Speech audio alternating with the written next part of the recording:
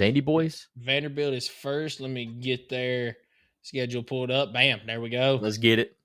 Oh, I want to go first. All right. I Yeah. don't know why I want to go first, but I want to go first. Yeah, I'm fine with that. So look at the cupcake start of a season that Vanderbilt has, by the way. Minus one team. South Carolina. But I mean, yeah. it's But, still relatively cupcake. I mean, yeah, you get Charleston Southern to start the season. Then you go to was it Blacksburg, Virginia, I think. Oh yeah. Virginia Tech was the worst team in the ACC last year. Blacksburg, Virginia. I think they'll flip the script a little bit for Virginia Tech. But for Vanderbilt's sake, I hope they. Oh nope, I'm a newbie at this. I'm so sorry, but I still think that they get the win here. But yeah, South Carolina at South Carolina. Oh, I mean, I know it's my turn to pick, but we both probably agree that they ain't beating South Carolina with Lenore Sellers healthy, right? Correct. And I think the reason here is Vanderbilt's defense. If we can be honest, I don't care how good Diego Pavia is. Vanderbilt's got to figure out something on the defensive side of the ball. They are god awful. They could have. I'm not gonna say should have. They could have choked the lead against Alabama because of how atrocious their defense was in that second half.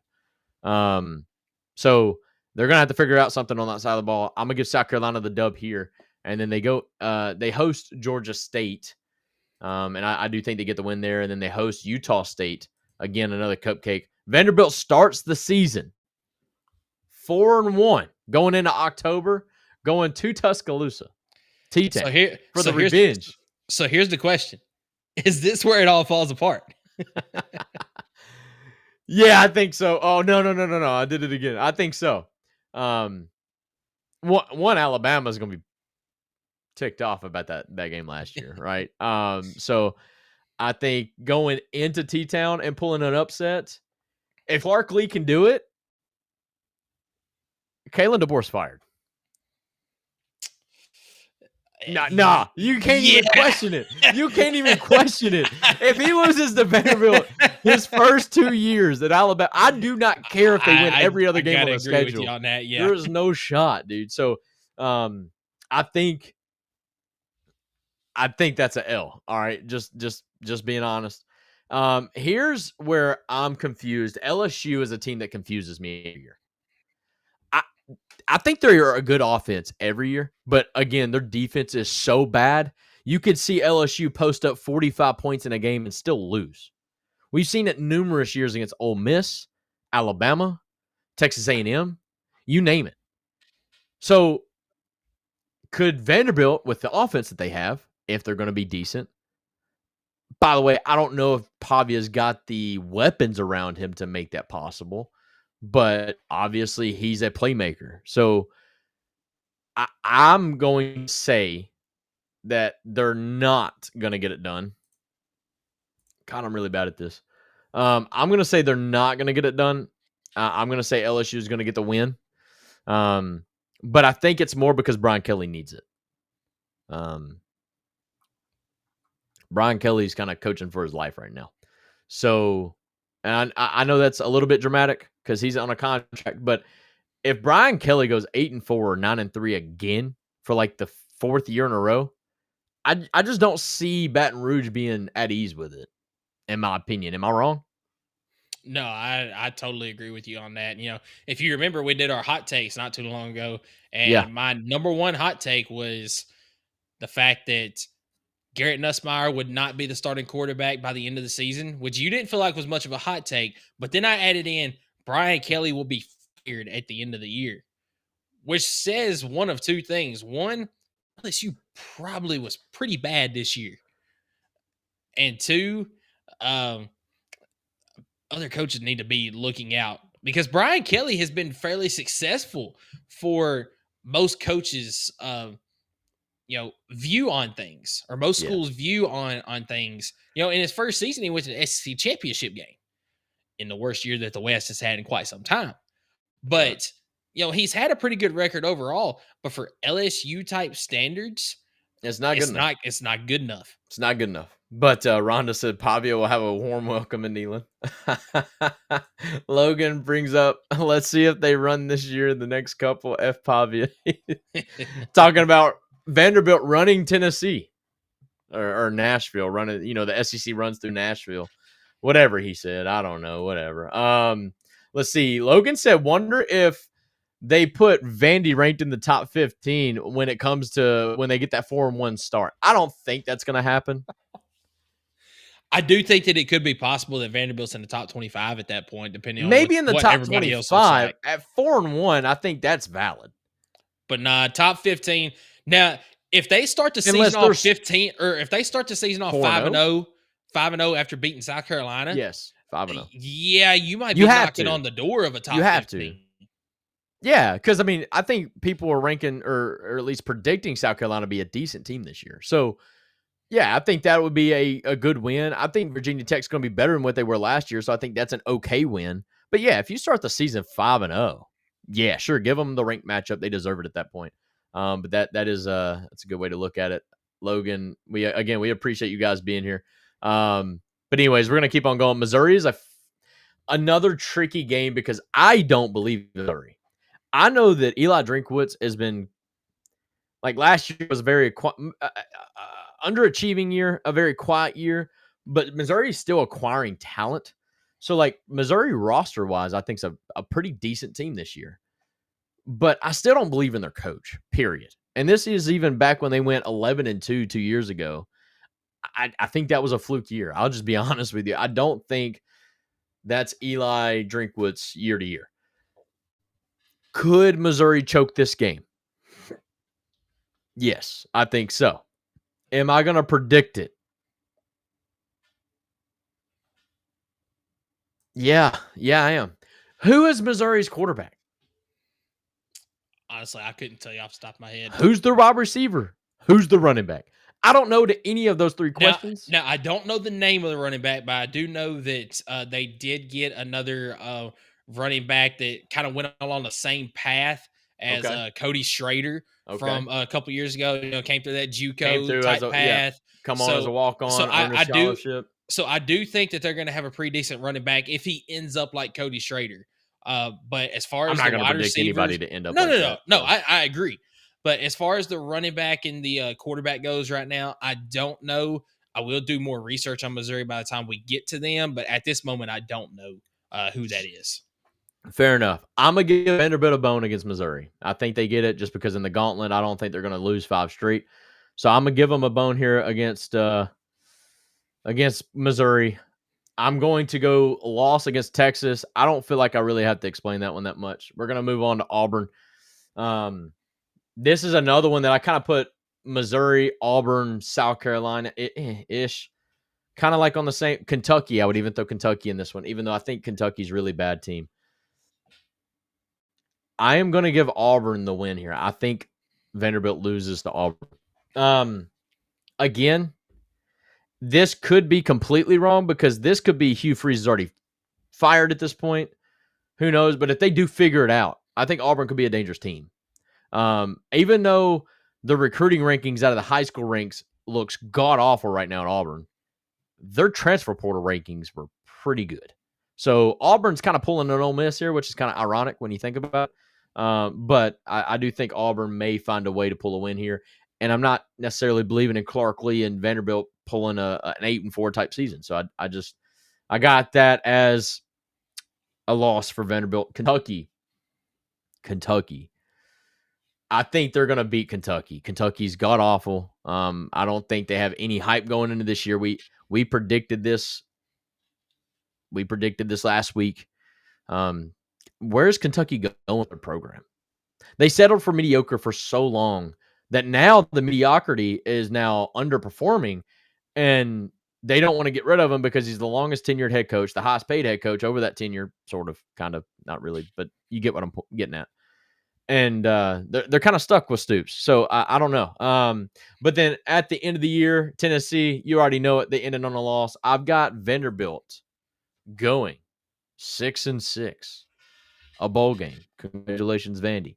Not a great back half of the season, albeit But the schedule's not easy. You've got Tennessee, Texas, Alabama, LSU, and South Carolina.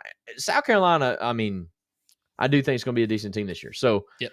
nope, I got Tennessee going, or Vanderbilt going 6-6 with another loss to Tennessee. What's your ceiling and floor for this Ceiling and Vanderbilt team? floor? Ceiling and floor. I like the ceiling being they get the win over Auburn. They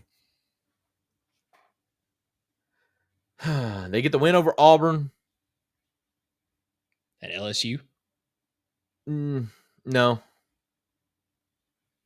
Maybe South Carolina. So I'm gonna go ceiling here, 8-4.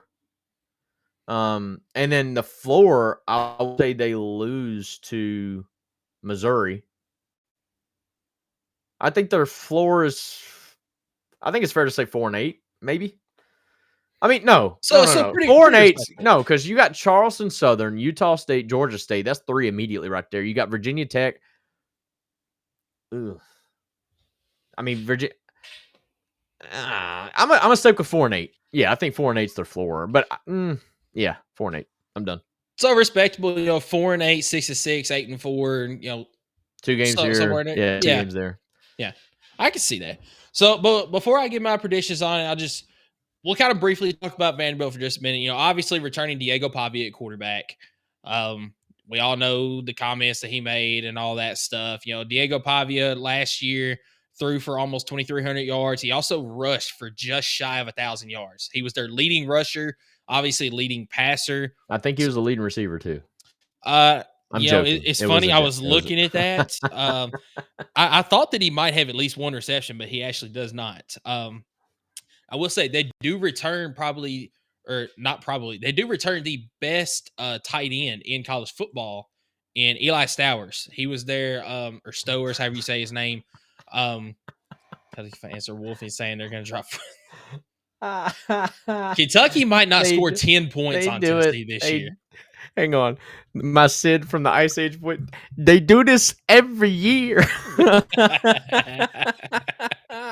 Sorry. All right, go ahead. Keep on That's going. Great. But anyway, Eli Stowers, he's the best returning tight end in college football this year. He was the leading receiver for Vanderbilt last year with 638 yards receiving. Had 5 touchdown receptions on the year as well.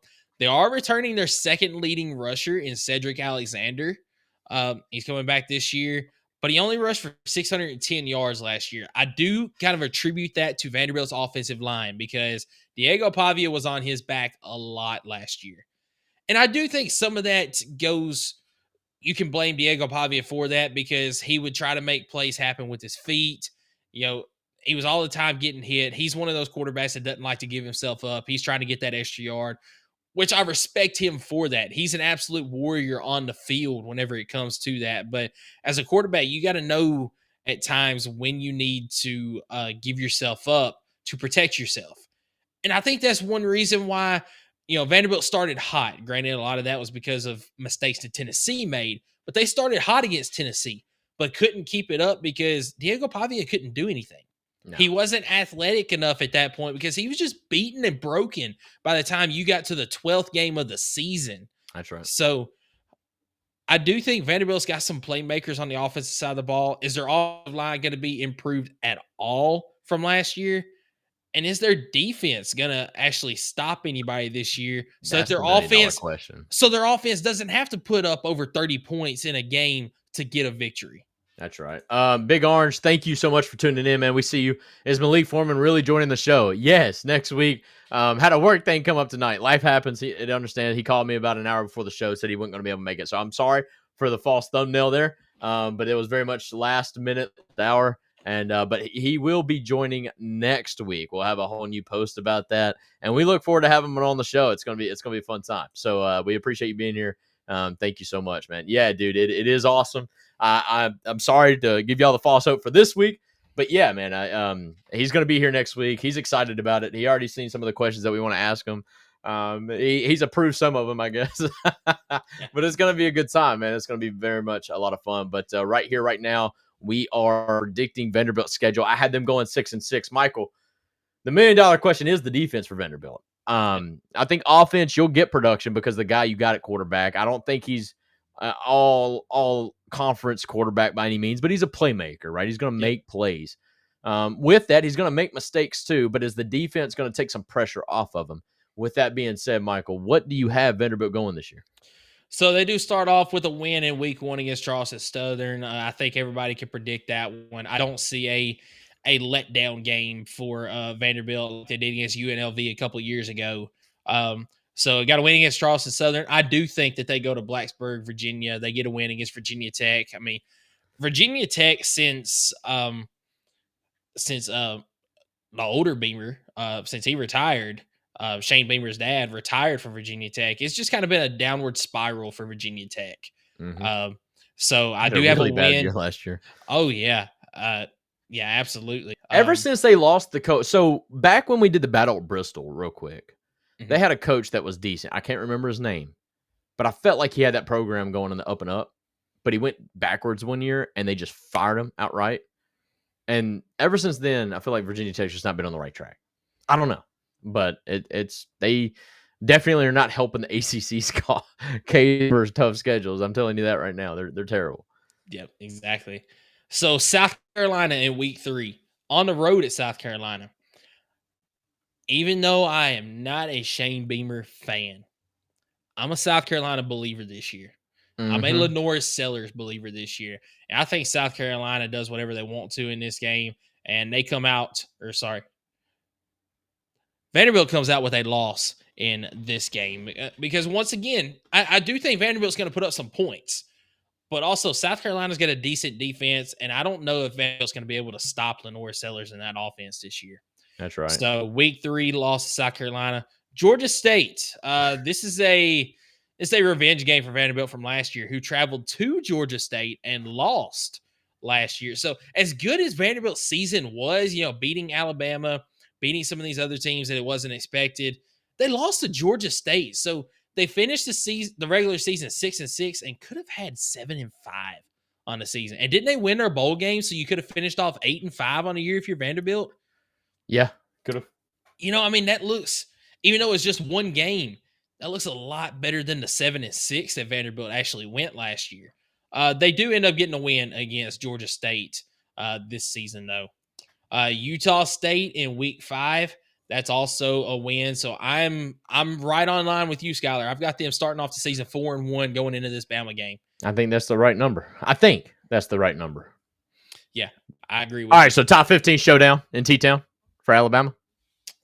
Top 25. Sorry, I had to respond back to Big Orange. He was arguing with himself, but it was Rashawn Golden that did the bird flip to Alabama. Yeah. He thought it was Malik Foreman at first, and it made me think, I'm like, was it? And so, no, it was Rashawn Golden. I was like, Malik wouldn't do that. That's my boy. Maybe he would. I don't know. It is Bama, dude. I don't know. So, no. All right, Bama, top 15 showdown, Vanderbilt.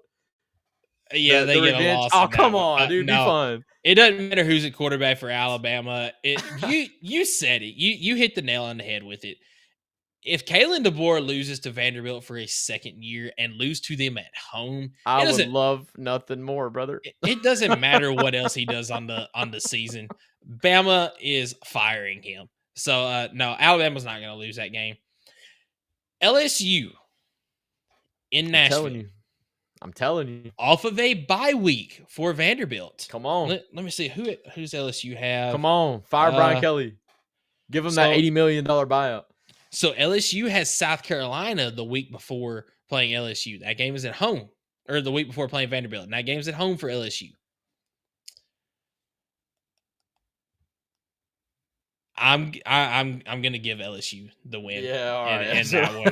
That's what I thought. I wanted to, because I'm gonna wait till we get to LSU and South Carolina before I say who I think is gonna win that LSU South Carolina game. But I think it's gonna be a very tough game for LSU the week before playing Vanderbilt, and they're not gonna have a letdown game against Vanderbilt after that.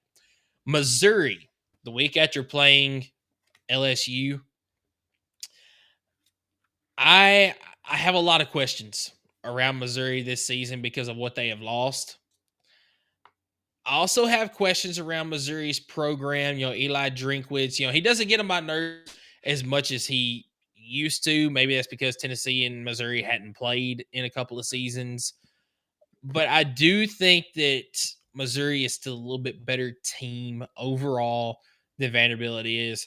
So I've got Missouri coming to Nashville and winning that game. Okay. Texas. Yeah, this one's not going to be close. No. Vanderbilt's going to get run by Texas. Okay. So the wheels are falling off for Vanderbilt. Auburn in Nashville. I happen to be a believer in Auburn this year as well. But I think this game is going to be super, super close. It just seems like, especially over the last couple of years when Auburn and Vanderbilt have played, that it's always been a close game. And Vanderbilt beat Auburn last year, did they not? I think so. Yeah. Yeah, I think they went. They did. They went on the road to Auburn and won last year. Yeah. I do think that Auburn in this one gets a close victory.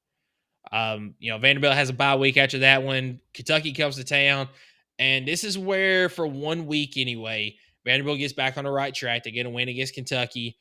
I've already been on record. This is the game that Mark Stoops gets fired after. And then last week of the season, they take a big L to Tennessee. It's fine. Rhonda said revenge game. Absolutely. So you've got Vanderbilt finishing the season 5-7. I've got them 5-7 this year. What is your ceiling and floor for Vanderbilt? So I'll start with my ceiling. I could possibly see a win against South Carolina, but I don't know on that one. Okay. I'm going to say the South Carolina is a guaranteed loss. I'm actually going to say that LSU game could be intriguing and Vanderbilt pulls one out against LSU. Right. I think they went down to Baton Rouge last year and played them very tough there. So I could see a win against LSU. That gives you 6 wins. I could see a win against Missouri. That brings you up to 7. And I could see a win against Auburn. So I've got 8-4 as the ceiling as well, just like you do. Right on. As far as the floor, you've got to remember this is Vanderbilt. Mm-hmm. I've got Vanderbilt's floor at 2-10 this year. No shot. Now, Charleston Southern, Georgia State, Utah State. This is wheels completely falling off. So they lose to Georgia State. Yeah. This is only Tennessee loses to Georgia State. Well, Vanderbilt did last year. They did. I remember that actually. All right. Yeah. Went on the road to Georgia State and got beat. Hey, Rhonda brings up a good point though. I don't even have to read it, but I will for our listeners. Yeah. Vandy home games are like home games for the visitors. Yeah, pretty much. That's why I love playing. I actually love, as a Tennessee fan, going to Vanderbilt and playing. Neyland Jr. There's nothing like taking over somebody else's stadium when it's in your own state and everything. And let's just be honest. Tennessee runs Tennessee. So when you go to Nashville, it's like all the fans that don't get to travel to Knoxville to see the games in England, they're like, bet we'll go to Vanderbilt where the tickets are way cheaper anyways. And we'll wear our orange and we'll check your Nashville. Dude, that needs to happen, by the way, which there was a lot of traction of it happening last year. Because of our fans, they like to trash talk. What fan doesn't? But I'm looking forward for the day that happens. Golly. But 2-10 on the season, absolute floor. I don't see it happening. This is just wheels completely falling off. Worst case scenario happens for Vanderbilt. I do think that you beat Charleston Southern and you beat Utah State. But as far as everybody else on this schedule, I could absolutely see a loss to any one of them. If the wheels fall off for Vanderbilt. So I've got 2-10 as the floor because, as I said before, this is Vanderbilt. So 2-10 is the floor. I've got 5-7 as my actual prediction. My ceiling is 8-4. So I've actually got 3 games of wiggle room where Skylar's got 2 games there. I do want to make a comment about, we're talking about Diego Pavia, just briefly, some of the comments he said about running the state of Tennessee. Does he not realize? Valid. Does he not realize that Vanderbilt's not even the second best team in the state of Tennessee? Is it MTSU or Memphis? Is Memphis. Oh, okay, right. Memphis is the second best. Now, I would say Vanderbilt is better than MTSU because they beat them head to head a couple of times, even in Vanderbilt's worst years. MTSU's had some good years though. They have, but it just so happens that pretty much each time that they play, Vanderbilt does get the best of MTSU. But yeah, Vanderbilt's not even the second best team in the state of Tennessee. It's Memphis. Hey,